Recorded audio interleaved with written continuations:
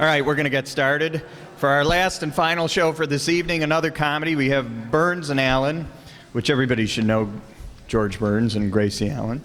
When they first started, though, Burns was the comic and Gracie was the straight man.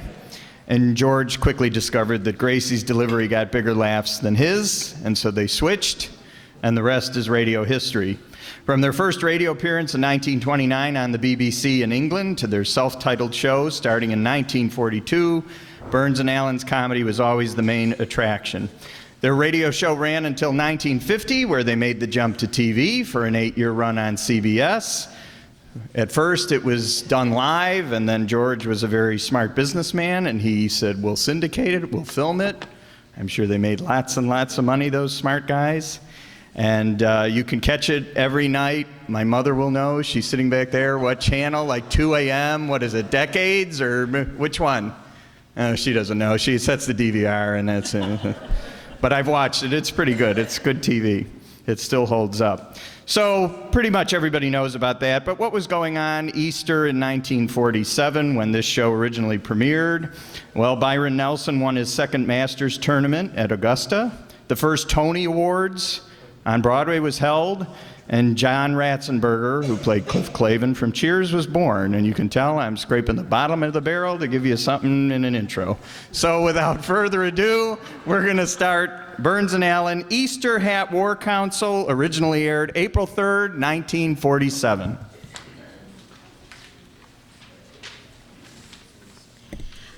Another cup of Maxwell House coffee, George? Yeah, sure. Pour me a cup, Gracie. You know, Maxwell House is always good to the last drop.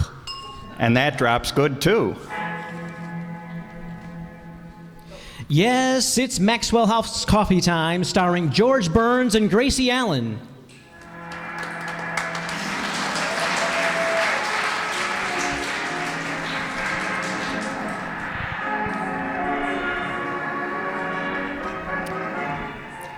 With yours truly, Bill Goodwin, the music of Meredith Wilson and his orchestra, our happy postman, Mel Blanc, Elvia Allman, Verna Felton, Lorene Tuttle, and the ladies of the Beverly Hills Uplift Society.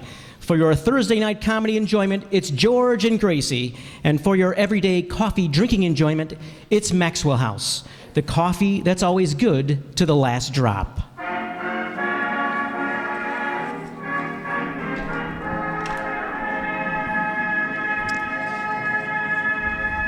Only 2 more shopping days till Easter, and if your husband hasn't kicked in with the money for that new Easter hat, you better start doing some tall hinting. But first, come along to the Burns house and watch a couple of experts at work. Gracie can out-hint any wife, and George can out-ignore any husband. Hey, good morning, Gracie. Breakfast ready? All ready, dear.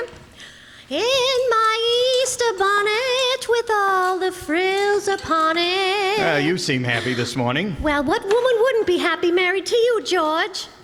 I guess you're right. Reminds me of the slip I made out yesterday.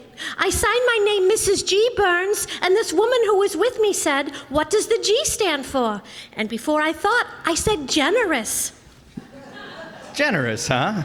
In my Easter bonnet with all the frills pass the upon bacon. it. Yes, dear. Oh, by the way, have you seen the good news in the paper? It looks like income taxes are going to be cut way down. Now you'll just have scads of money. Yeah, I'll have so much money I won't know what to do with it. In my Easter bonnet with all the frills upon it. Pass the eggs. Yes, dear. Notice the way I colored the eggshells this morning? Blue and pink and speckled? Yes, they're pretty, but what's the idea? To remind you of something that's coming. Something that's coming? Mm-hmm. Well, let's see. Eggs make me think of hens. Mm-hmm. And hens... Uh-oh. Your mother's coming. No, dear. In my Easter bonnet with all the frills upon pass it. the toast. Yes, dear. Say, you know, I just thought of something. What? Sunday is Easter. No. Yes. And we'll want to be in the parade, won't we? Well, yes, we will. Well, here, let me get out my billfold. Why, George, whatever for? Well, we'll want to look our best, won't we? Oh, yes, yes. Well, here, take this dollar and get my suit pressed. George, wait. Before you put the lock back on your billfold, Yes? one of the most important things on Easter is a pretty hat. And now if you could just... Oh, sure. What's the matter with me? Here I am talking about getting my suit pressed. You'll need some more money. Well, sure. Here's another $1. Have my hat cleaned and blocked. I'll just have it cleaned. You block it every time you put... Oh, Gracie, let's not lose your head. George, darling, I'd like to have a pretty hat for Easter, too. Well, here's another $1. Have yours cleaned and blocked, too. Well, I can't have last year's Easter hat cleaned and blocked. It's covered with fruit. Well, have it cleaned and sprayed. No, you don't understand. The fruit is all faded and withered. Well, use a little fertilizer on it. Oh, please, dear, don't force me to wear last year's monstrosity. Well, who's going to know whether it's last year's monstrosity or this year's monstrosity? Oh, now, George, please give me the money. Now, look, Gracie, you can't... Come in. Hiya, Burnses. What's doing? Oh, we're having a little argument, Bill. About what? Well, I don't want to be seen in the Easter parade with an old, out-of-date monstrosity. Leave George home. Willie, you're a riot. Bill, when I said out-of-date monstrosity, I meant last year's Easter hat. George won't give me the money for a new one. Why not? Hasn't he been told that he can't take it with him? Yeah, he's been told that, but he wants to experiment. Man, never mind the smart cracks, young lady. I'm not going to throw money away on a silly hat. Do you think you're married to the pot of gold? She's not sure about the color, but the shape's right. Yeah, well, I'm going in the den and leave you comics without a straight man. And you don't get an Easter hat, Gracie. Times are hard and I can't afford it. Gee whiz. So he won't give you money for the hat.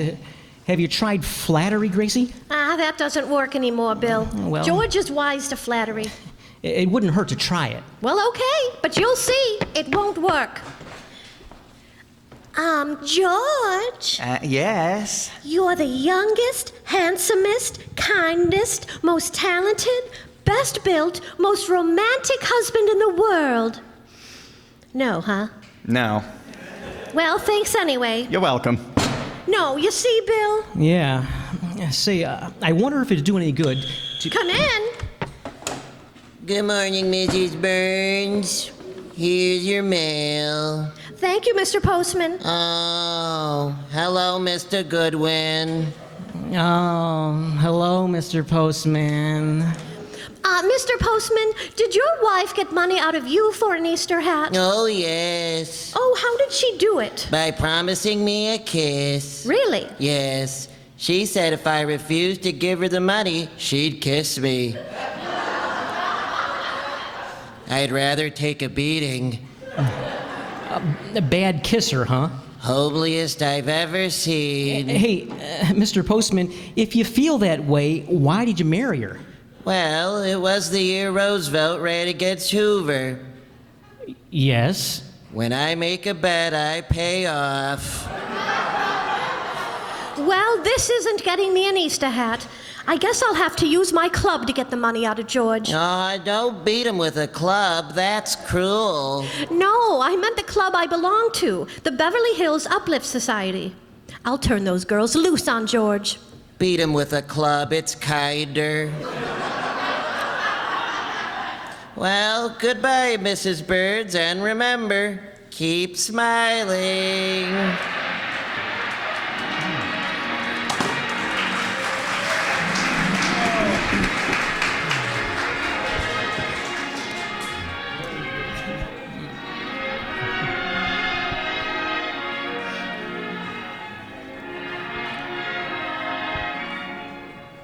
Rockabye Baby? Say, I bet you'd find this one way out in front if the Small Fry had a hit parade of their own, Meredith.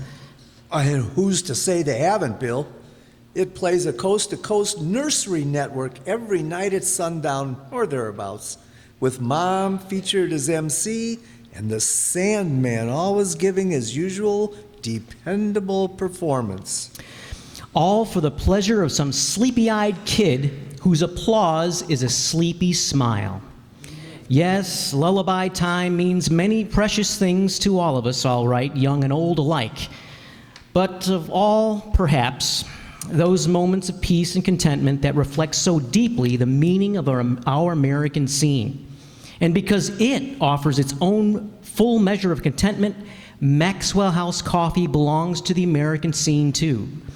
Here in America, we've made coffee our favorite drink. And today, more people buy and enjoy Maxwell House than any other brand of coffee at any price. It's Maxwell House wherever you go. Flavor explains this overwhelming preference, that good to the last drop Maxwell House flavor that results from the skillful blending of these carefully selected Latin American coffees. Manizales for mellowness. Medellins for richness. Other choice coffees for vigor. And Bucaramangas for full body.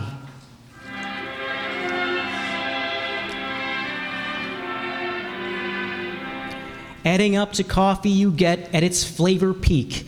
So friends, why not enjoy the finest in coffee drinking pleasure?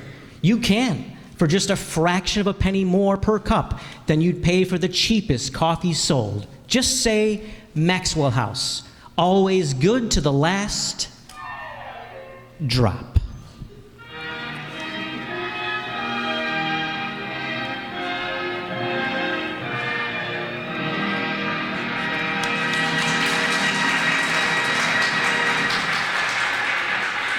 Well, Gracie was unable to get George to buy her a new Easter hat, so the minute he left the house, she called in the ladies of the Beverly Hills Uplift Society for a council of war. Poor George. In a bar, they refused to give him more than 2 zombies, but Gracie's gonna hit him up with a whole house full. And here they are. Did you say that you're coming today? You know what we girls? Quiet! Come to order, please! And you all know what a hussy she is. Oh, really, Blanche? When a special meeting of the Beverly Hills Uplift Society is called, we should behave with dignity and not stoop to gossip. Who's the hussy?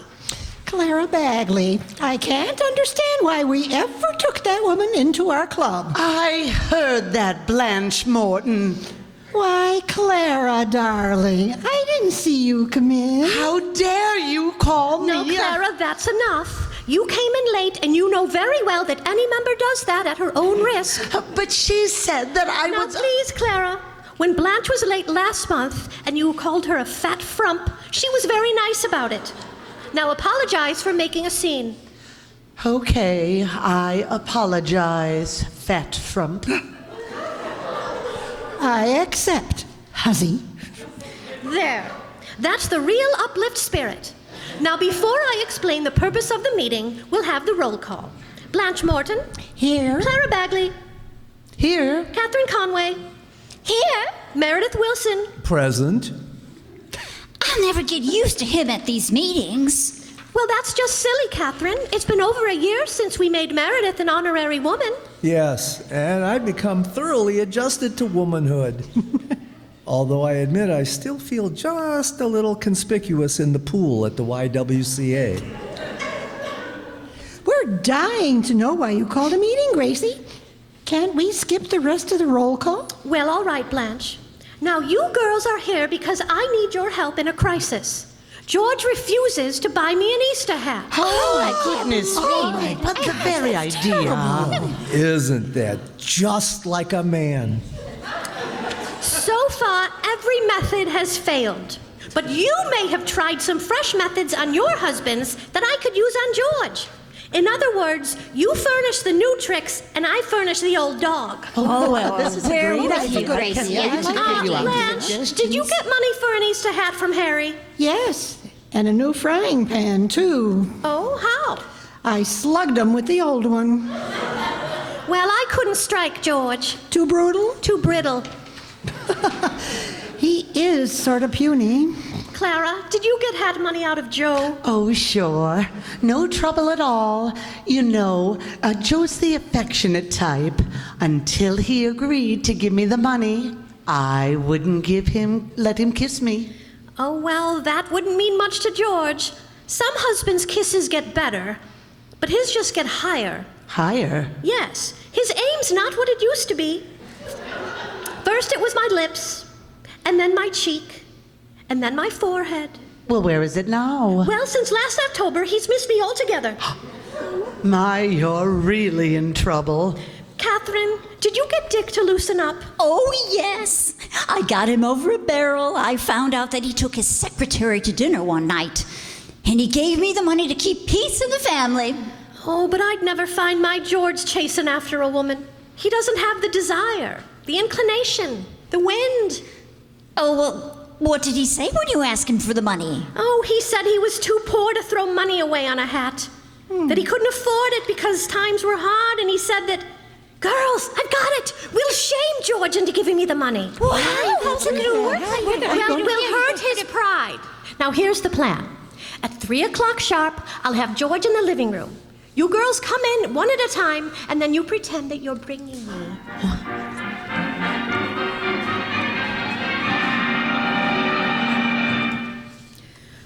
What time is it, dear?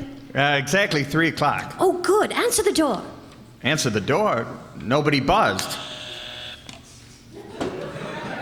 Gee, there must be something wrong with my ears. Come in.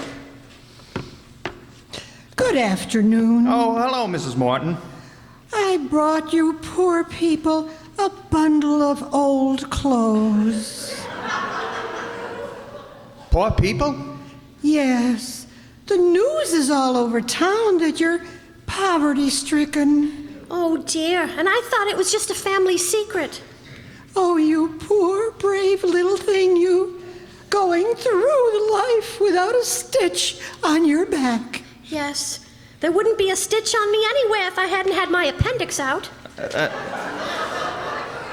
Look, let me in on this. What's going on here? Here, take these clothes, Gracie. Here's a dress I don't need. Look, George, a dress for me. And here's one of my old corsets. Look, something for you, too. And here's one of my husband's old suits for Mr. Burns, too. But we're not poor. Where did you ever get the idea that we... Come in. Oh, hello, folks. Hello, Mrs. Bagley. Oh, don't get up, Mr. Burns. I know how weak you must be. Weak? Yes, from hunger. Oh, I heard about the fix you're in, so I brought over some soup. Soup? Oh, thank you, Clara. Yeah, we don't need any soup, Mrs. Bagley. We got plenty of soup. The Salvation Army got here first. Yeah, with hot soup. Yeah. The soup is hot. Clara, it's just his pride.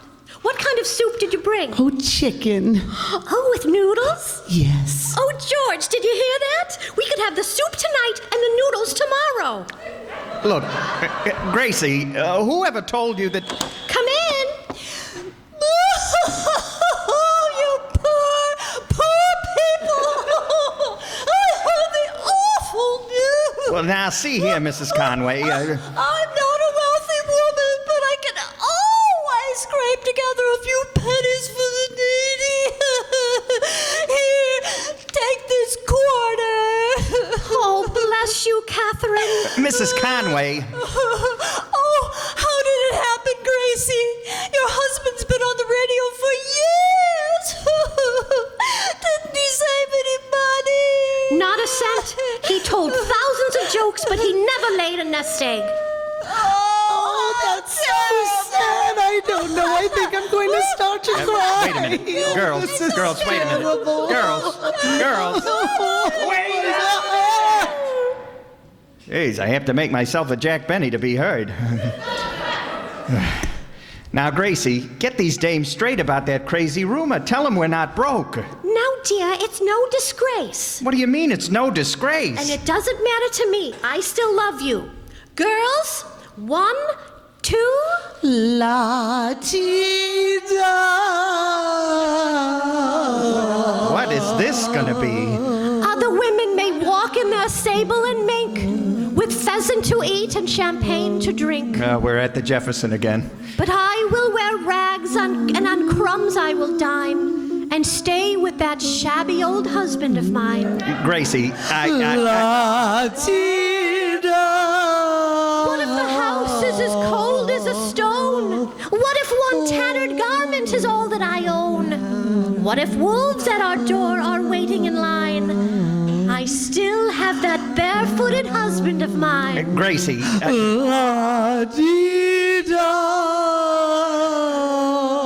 Look, girls, stop with that la-dee-da. I can't afford to have a rumor going around that I'm broke. Gracie, what did you plan to spend on an Easter hat? Oh, about $20. Here's 25.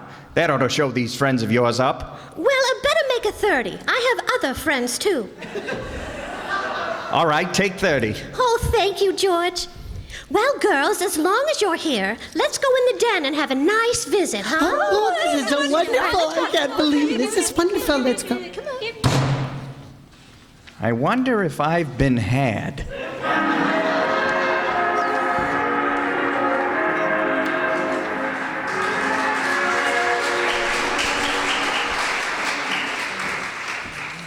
So, you finally gave Gracie the money for an Easter hat, huh, George? Well, gee, Bill, I had to. Rumor got around that we were destitute. Neighbor women started bringing me old clothes and soup and money. No fooling? Yeah, imagine, offering us charity. Mrs. Morton even had the nerve to bring me one of her husband's old cast-off suits. Well, here, look at it. Hey, George, that doesn't look bad on you. Really? No. Well, of course, I just tried it on for the gag. I don't intend to keep it. Then why have you made those chalk marks where you want it altered? Oh, those aren't chalk marks, Bill. I spilled some soup on it. Those are noodles. Noodles? Mrs. Bagley makes very good chicken soup. Oh, you don't like charity, huh? Well, look, it cost me $30. For that, I can eat a little. Noodle soup? Noodle soup. Come in. Hello, all. Oh, hello, Meredith. Hi, Meredith. I'm sorry to be late, George, but here's my bundle. I managed to scrape together some tuxedo studs, a pair of tennis shoes, and a book of Bach's fugues arranged for drums, marimba, and sousaphone. Where are the other girls? Other girls? Well, the other girls of the Beverly Hills Uplift Society. Oh, the other girls. George, Gracie gave us specific instructions to be here with our bundles at 3 o'clock, but, well, my watch stopped. Well, wait a minute. This was all planned by Gracie? Well, down to the last detail. She certainly is clever, George. She makes me proud to be a woman. Honorary, that is. Well, go in the den and join your sisters. No, very well. Go. Rooked by the uplifters. George, listen. Are you just gonna stand there and let those women make a sucker out of you? Now go in there and tell them off. Throw them out of the house. Well, Bill, a fella could get killed in there. Okay, then I'll do it for you. Gee, would you, Bill? Certainly. After all, you're my oldest friend. I am? Sure, I got friends I've known longer, but you're the oldest one. Will you tell him, Bill? Will I tell him? Well, what do you tell him? I'll read him the riot act. Yes? I'll say, now listen, you dames. Yeah? Listen, you miserable, conniving wenches. Oh, nice opening. Yeah. You call yourself women? I've seen better looking pans under ice boxes. Now clear out of here before I spray you with DDT. DDT? Yeah. Attaboy, Bill. Come on in and we'll tell him. Okay. Quiet, girls. Bill's got something to say to you. Okay, Bill, tear it up. Okay, George, yeah. Now listen, you dames. Where's that wonderful smell coming from? Oh, from the kitchen, Bill. We're making some coffee. Oh. Now listen, you dames. Maxwell House? Well, of course. The riot act, Bill, the riot act. Read it. We always make Maxwell House. Bill, it's so rich and delicious and mellow. Yes, we love that famous Maxwell House flavor. Well, Mrs. Morton, that's the result of careful selection and blending of choice Latin American coffees, radiant roasted to perfection. Wenches, Bill, wenches. Miserable wenches, remember? Wenches, miserable. It's no wonder more people buy and enjoy Maxwell House than any other brand of coffee in the world. Oh, you said it, Mrs. Bagley. And they connive, too. Tell him, Bill. Yeah, girls, Maxwell House is absolutely tops in drinking pleasure. Yet it costs but a fraction of a penny more per cup than the cheapest coffee you can buy. That's right. So much more for so little more. Well, tell him about the pans under the ice boxes. No wonder so many millions of Americans agree today's coffee buy is Maxwell House, the coffee that's always good To the last drop. Now spray him with DDT, Bill. Get rid of them. Get rid of all of them. Get rid of them? Why, you miserable little shrimp? Who? You! Me? Yeah! It's an honor to have this group of beautiful, intelligent women in your house. Oh, Mr. Goodwin, if I weren't married, I'd hug you. Oh, me too. Me too. I'm single. Yeah, get out of here, Goodwin. I'll handle this myself. Now listen, you dames. I know I've been framed, and I want my $30 back. Give me that, Gracie. Why, Gracie, he snatched it right out of your hand. George Burns, you ought to be thrashed. I wish I were a man. Me too. Me too. So do I. Now, just a moment. Don't be too harsh with George. Maybe he has a right about that hat.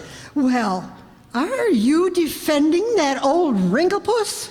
Blanche, please. That old wrinklepuss is my husband. I'm too much of a lady to say what he is, but he's the biggest one I ever saw. Now, you girls stop talking about him. Are you speaking up for this clown with the one-way pockets? Yes, I am. Right or wrong, he's the only husband I've got. Well, I like that. We knock ourselves out trying to help you, and then you start defending him? Oh, don't forget, he's the head of this house. He couldn't be the head of a mouse hole. If that's the way you feel, girls, you better leave. Now, think it over, Gracie. If we leave, you are no longer an uplifter. Well, that suits me just fine. If it comes to choosing between my club and my husband, I'll take my husband. Well. Oh, no. Get out of here, you old crows. Oh, my goodness, I don't believe that. That's just terrible. Gracie, I'm proud of you. Well, they can't pick on you. That's my privilege. Believe me, I appreciate what you did. And to prove it, here's the $30 for an Easter hat. Oh, thank you, dear. And here's an extra $5 for calling them old crows. You're old bats, too. Is that worth another $5? You bet it is. Here, I'll go and get the car out of the garage and drive you to the hat shop myself. Well, that's that. The girls should be under the window by now. Girls? Yes, Gracie? Our ace in the hole worked like a charm. I got the money back. Oh, that's wonderful. So Well, wonderful. thanks a lot, girls. See you in the Easter parade. Bye-bye.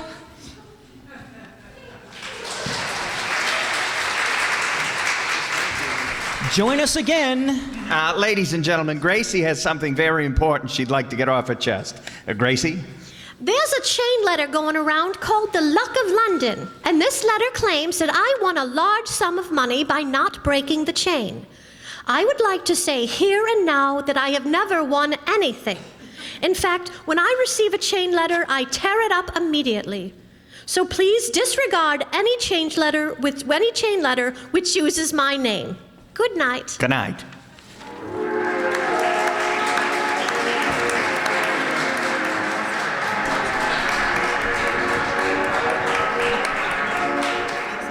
Does your spouse grouse? She'll love instant Maxwell House. It's instant, it's new, it's good to the last drop, too. Yes, trust Maxwell House to make a better instant coffee. Roaster fresh, true coffee flavor, marvelous true coffee aroma, because it's all coffee. Made from America's favorite, the famous Maxwell House blend. And thrifty. A jar of instant Maxwell House makes fully as much as a pound of regular coffee. Ask for instant Maxwell House. Rich and mellow, good to the last drop.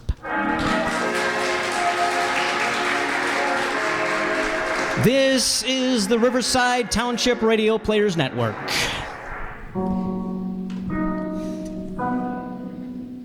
And tonight's voice cast featured the talents of the Beverly Hills Uplift Society as Catherine Conway, Donna Amesmeyer. Clara Bagley was Allison Byhun. As Blanche Morton, Ellie Babka. Meredith Wilson, just one of the girls, was played by Jay Summerfield. That droopy postman was the droopy John Byhun. George Burns was played by Jacob Palka. And Gracie Allen was played by Corey Mizek. I'm your announcer, Brad Zero. For all of us, thank you, at Maxwell House and the Riverside Township Radio Players, thanks for listening. Don't forget the Velveeta team. And don't forget Velveeta. Here again is your director, Jacob Palka. Thank you. Thank you. And give it up for Marty McNulty, who he's got another gig, but that was really good. He does sound effects all over the county. Wow. I'm losing him. So commercials and what was the chain letter scam? Had anybody ever been taken advantage of in a chain letter scam? Recipes. Oh, apparently a lot of you. This is a big deal. Okay, well, they had too back then. So anyway, we hope you enjoyed, get you in the mood for the Easter season. Hopefully we have some better weather. We thank you guys for coming. I want to thank Marty. I want to thank John Gisselmino, who does our sound setup and makes us sound good. I want to thank Lorenzo Cordova, who films these, so you can watch them again and again and again when you go home, because we know you love us so much. You can binge watch us. We want to thank the Riverside Township for their constant support. We want to thank Andre for getting everything up on YouTube so you can watch it. And of course, we want to thank Ellie, because she coordinates all of these crazy people and keeps us going year after year. And we appreciate it greatly. So, I'm done for this month, and I pass it on to Greg Gildersleeve, Mark Fazio, who will be directing in April, and he's going to tell you a little bit about it, right? Yeah. Okay. Thank you. A little bit. I'll give you more info about the episodes next month. But next month is going to be a back-to-back detective marathon. Actually, I shouldn't say detective, because neither one of these guys were actually detectives. We're going to be doing an episode from Boston Blackie. Boston Blackie turned out he was actually a jewel thief and a safecracker when he was originally conceived in fiction. And over the course, when it was adapted from text into the radio and then other venues, then he sort of became like a detective. But he was really always at odds with the police force. So we're going to have an episode of Boston Blackie and another one. This guy, again, not a detective. He's an insurance investigator, Johnny Dollar. So we're going to do an episode from yours truly, Johnny Dollar. I like to say that. So, well, that's how they say it in the radio. So anyway, so it's going to be Johnny Dollar, the insurance investigator. He's going to be doing a little detective and digging, and he's going to be doing the doting dowager matter. And back to Boston Blackie for a second. Eva Cronin is stalked. Ooh. So, next month, back-to-back detective episodes. not so much detectives, and each of them has a little twist to them. So come back next week and find out what that's all about. Thank you. That's April 26th, right? Yes. Okay, April 26th. Don't come back next week. It's Good Friday. You should be in your homes eating fish. Okay? All right, so get home, get safe, and we will see you next month. Thanks, everybody.